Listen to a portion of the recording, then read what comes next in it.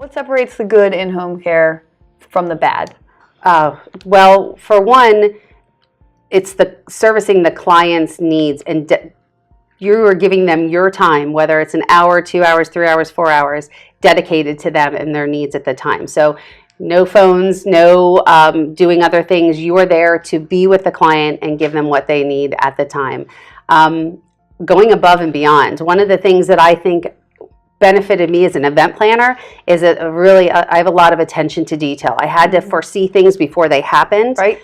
And I think, reading the big picture, not just, thinking about, oh, this could happen, so this rug could be a tripping hazard. Mm-hmm. Let's move this rug, let's get this out, let's find a new rug. Like, just foreseeing and knowing what could happen, and also just being attention to detail. So attention to detail is a big thing, and seeing the big picture? Seeing the big picture, attention to detail, noticing the little things. If their house is a little bit messier, there's more food in the refrigerator that hasn't been thrown out, medications haven't been taken, the grooming's not there, they're a little more confused. And that's why it's so important to get to know the client and the senior, so that you can detect, just as if it was your family member, that, hey, something's off today. One of the biggest things people don't know about seniors is that bladder infections can cause a lot of confusion and hallucinations. Really? And it can be easily solved. I didn't know that. Yes, it's huge in the senior population. Obviously more for women than men. So like cleanliness and things like that, if you notice not drinking enough water, is all really important. And then changes in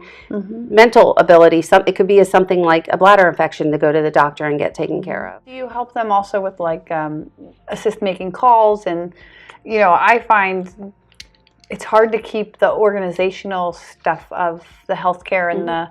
Do you help with that, checking the mail and responding to stuff? Yes. Is that something you can provide? Well, it's definitely a service you can provide, and it just depends on what the family is comfortable with you doing. Some, I pay their bills with their checks and send that off and keep records of that.